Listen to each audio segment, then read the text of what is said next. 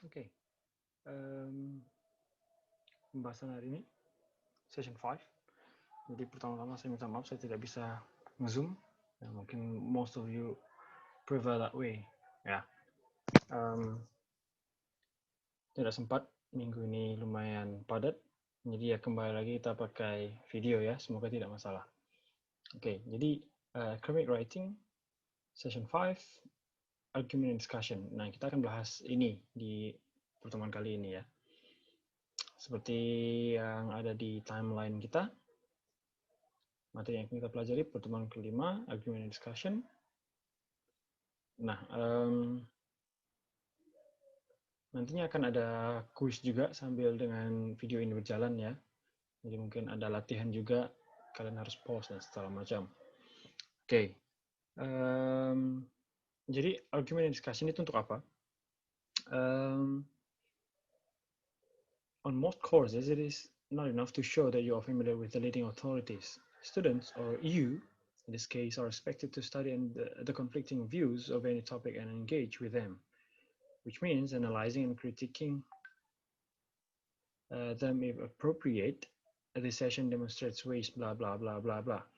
Intinya adalah argument discussion itu. Jadi dalam academic writing kita tidak bisa hanya menggunakan satu sudut pandang, satu persepsi. Mungkin saya pernah bahas ini sebelumnya. Kita harus berargumentasi. Tujuannya adalah agar kalian familiar atau terbiasa dengan both sides of argument. Jadi ya namanya argumentasi, lazimnya ada dua aspek, pro dan kontra. Nah, kita harus familiar dengan dua ini. Jadi ketika kita bilang sesuatu, jangan bilang bahwa itu bagus-bagus semuanya, jelek-jelek seterusnya. Tidak seperti itu. Academic writing mampu menjudge dari berbagai macam sisi. Minimal dua sisi inilah. Oke. Nah, kaitannya dengan materi kita, jadi kalau ribet penjelasan saya tadi, maksud saya itu gini, proposal dan artikel, proposal meet, artikel itu nanti setelah meet, pakailah bahasa argumentasi. Ya. Nah, yang kita akan pelajari hari ini, yang akan menjadi tujuan kita nanti di proposal, maka pelajari betul-betul. Oke? Oke.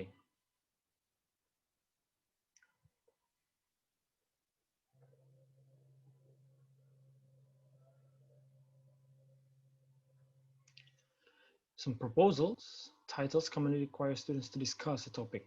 Ya, makanya 4 tema kemarin yang sudah saya kasih ke kalian, masing-masing tema itu harus mendiskuskan sebuah idea, gitu kan ya.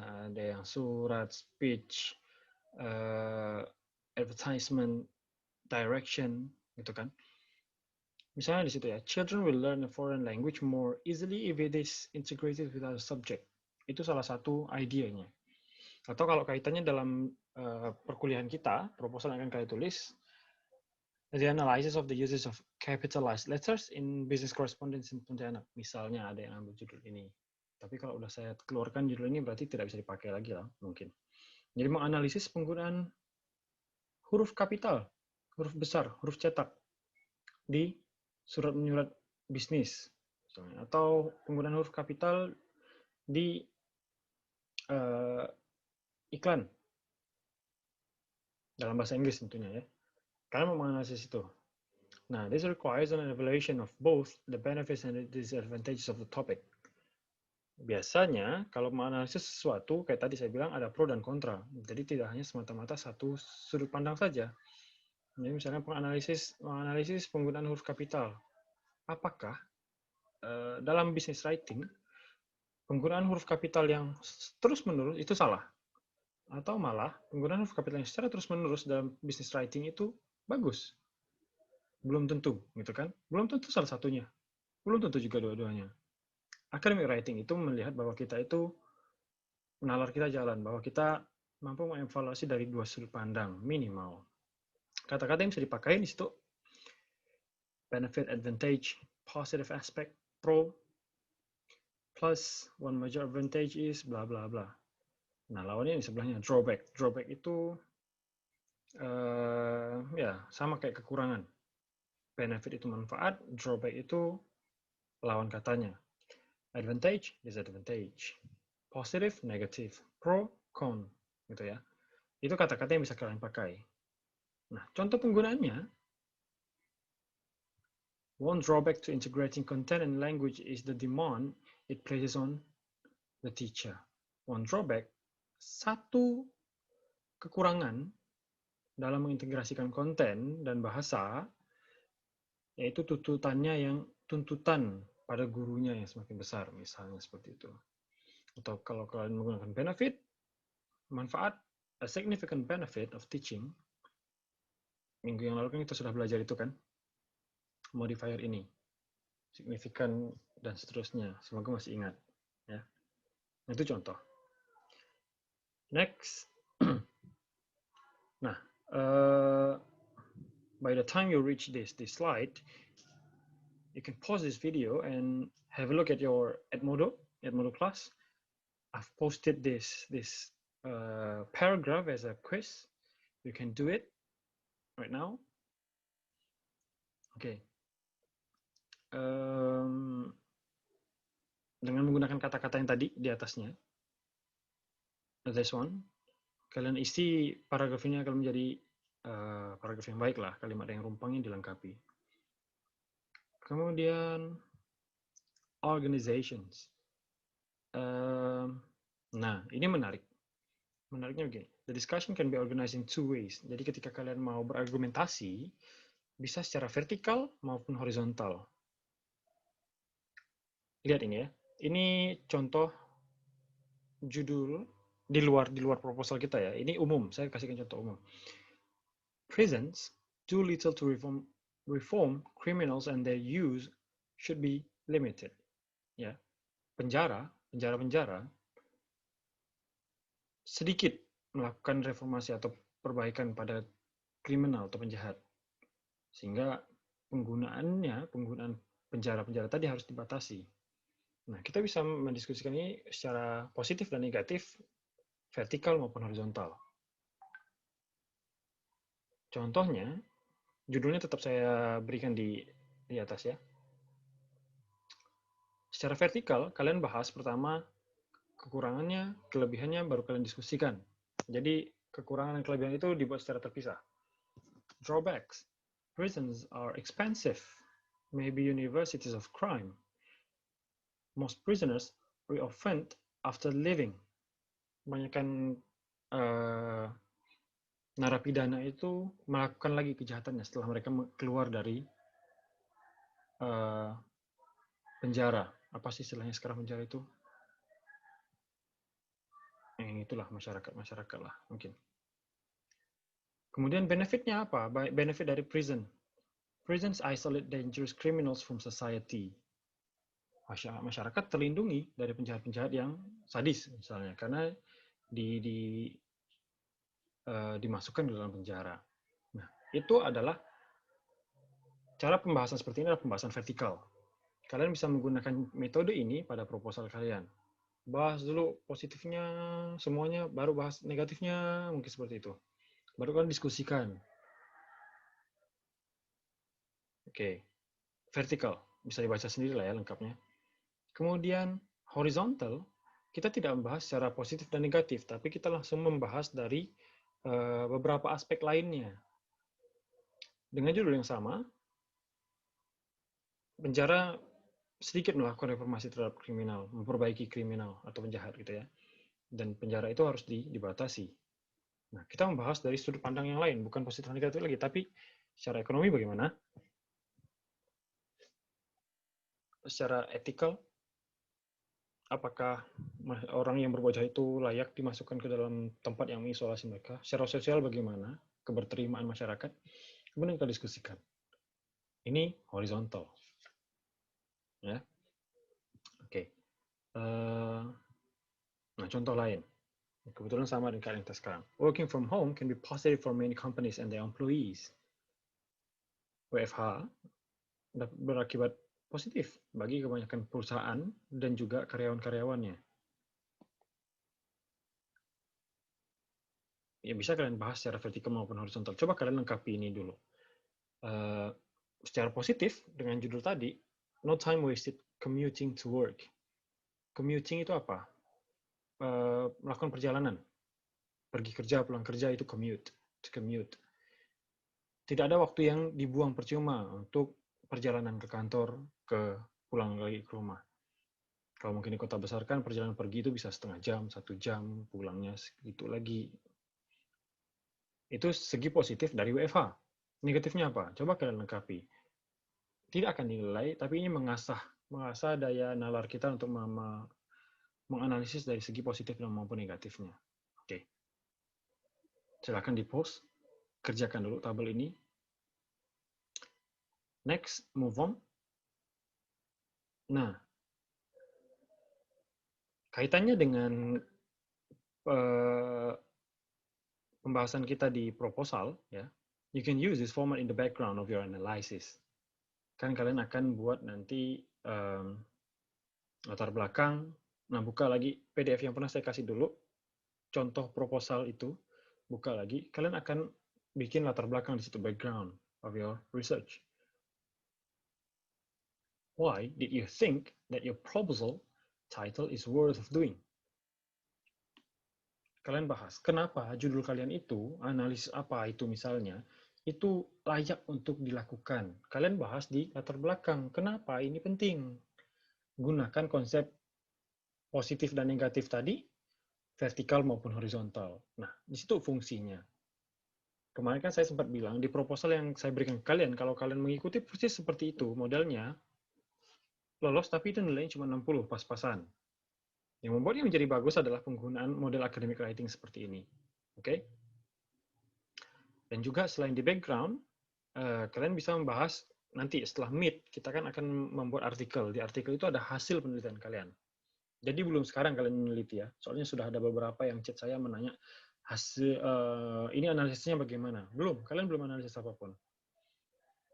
Nanti setelah meet, kalian menganalisisnya, kalian menjadikannya sebuah discussion dan juga conclusion. Di situ kalian bisa menggunakan konsep positif dan negatif tadi.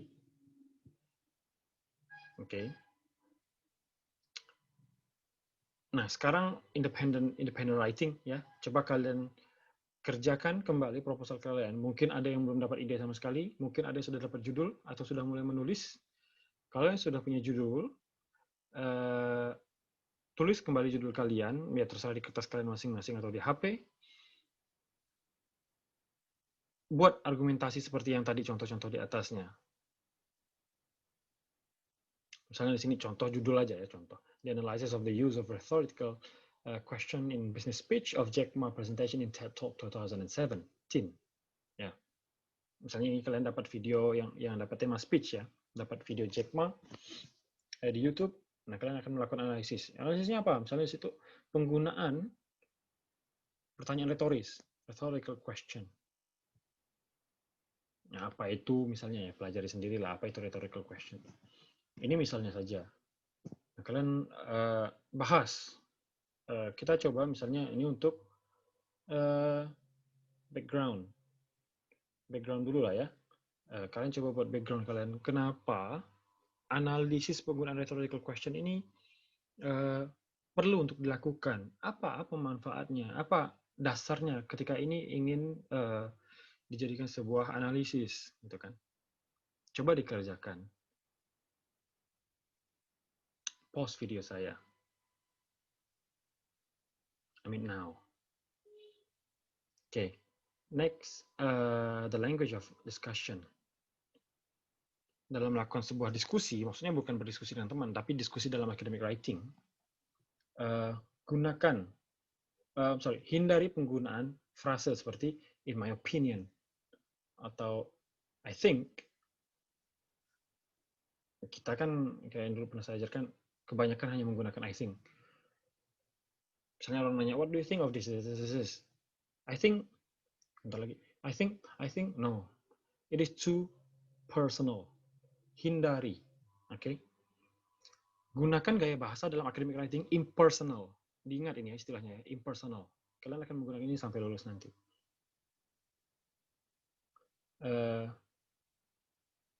It is generally accepted that. Hal ini secara umum diakui atau diterima oleh masyarakat umum bahwa bekerja dari rumah menyelamatkan waktu bepergian, maksudnya menghemat waktu bepergian menggunakan format yang lain. Jadi ini dihafal ya masing-masing ini. It is widely agreed, wide itu luas. Secara luas disetujui bahwa most people, sebagian besar orang, it is probable that, ini mungkin bahwa, nah seperti itu. The evidence suggests that, bukti-bukti menunjukkan bahwa, nah gitu kan, kita tidak bilang, saya yakin kalau ini, kita tidak menggunakan saya, aku, kami, no. Oke. Hindari penggunaan I, my. Oke. Ini contoh lainnya. Baca sendiri bisa. Penekan saya ada di bagian akhir. Kalau kalian menggunakan pendapat ahli, itu namanya mengutip. Citation. Mengutip. Ya. Kalau kalian menggunakan pendapat orang lain, ini sangat bagus dalam academic writing. Jadi maksudnya, kenapa ini penting? Ya karena ini penting. Bukan. Dalam academic writing kita tidak pakai feeling kita, perasaan kita. Buktikan. Gunakan data dari orang lain. Gunakan data yang sudah diberikan oleh expert. Baca buku. Menurut, misalnya, si pengarang bukunya Douglas Brown, misalnya. Menurut Brown, tahun 2006, misalnya. Bla bla bla bla. Itu sangat bagus. Oke. Next. Counter arguments. Apa itu? Baca. Counter. Berlawanan. Argumentasi yang sifatnya berlawanan dengan argumentasi awal. Argument, counter argument. Dalam academic discussion, kita juga harus paham dengan hal ini, counter arguments.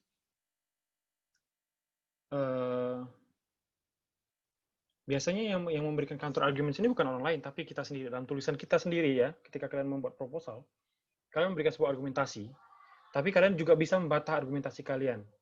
Ini menunjukkan bahwa kita bersifat kritis. Bukan penyakitnya kritis, tapi critical thinking kita jalan. Jadi, apa misalnya, pentol kuah itu enak, sangat enak. Kita memberikan argumentasi kita, karena pentolnya terdiri dari daging sapi, bla bla bla bla. Argumentasi kita. Counter argument kita bisa membantah pernyataan kita sebelumnya. Bukan dalam arti bahwa kita pelin-pelan, tapi kita menyadari bahwa pasti dalam satu hal itu terdapat kekurangan. Tidak ada sesuatu yang sempurna. Gitu kan? Nothing is perfect except for the imperfection. Tidak ada yang sempurna kecuali ketidaksempurnaan itu sendiri. Ya. Pentol kuah itu sangat enak karena begini. Di lain sisi, ini bukan merupakan makanan yang sehat karena misalnya disajikan di atas gelas plastik dalam suhu yang tinggi sehingga membuat material dalam gelas plastik tersebut menguap dan masuk ke dalam kuah pentol. Counter arguments. Ya. Itu yang saya harapkan nanti muncul di proposal kalian. Counter arguments-nya ada di situ.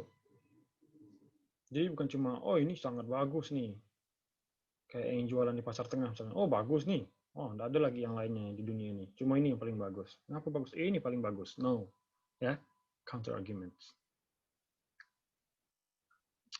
Ini bisa di-pause, dibaca, bla bla bla bla, kita skip. Udah panjang deh video saya nih. Judul yang tadi, working from home can be positive for many companies and their employees. Pendapat Anda sebelah kanan, counter argument-nya sebelah kiri. Tadi disarankan kita memberikan counter argument dulu. Sebagian orang misalnya, atau kebanyakan orang berpendapat bahwa para pekerja yang bekerja di rumah itu pada akhirnya akan merasa terisolasi, terkucilkan atau tidak bergaul. Tapi pendapat Anda, pendapat kalian, this can be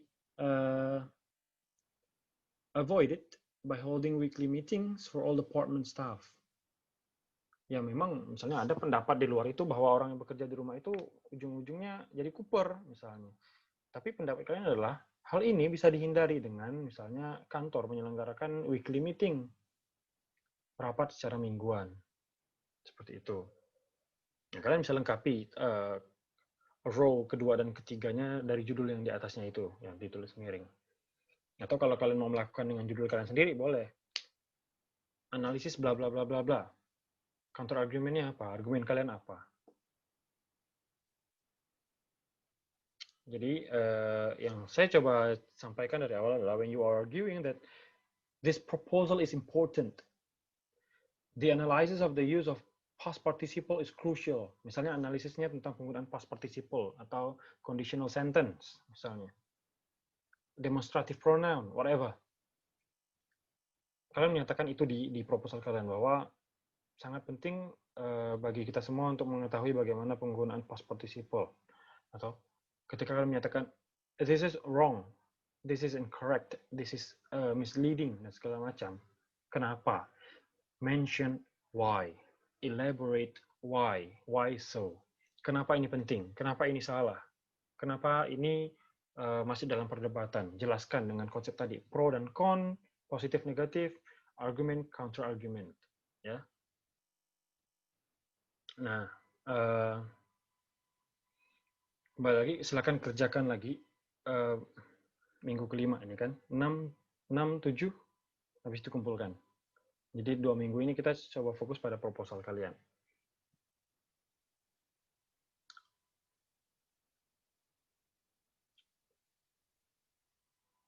Oke. Providing evidence, bukti, memberikan bukti. Conclusion, memberikan bukti. Study the following text, which discusses the idea that young people today, teks di bawah itu, bahwa generasi muda sekarang yang tumbuh dan berkembang bersama komputer, internet, itu berbeda dari generasi sebelumnya. Lihat struktur penulisannya, lingkari atau tandai atau catat ulang kata-kata yang akademis yang dia gunakan. Nah, jawab pertanyaan di bawahnya. How many sources are cited to support bla bla bla bla. Baca dulu yang tadi, jawab pertanyaan ini. Kalau memang dibingungkan nanti kita diskusikan di grup. Oke? Sudah panjang video saya. I think that's all. Sorry, video ini agak lebih panjang dari video-video sebelumnya. Thank you very much, everyone. Have a good day.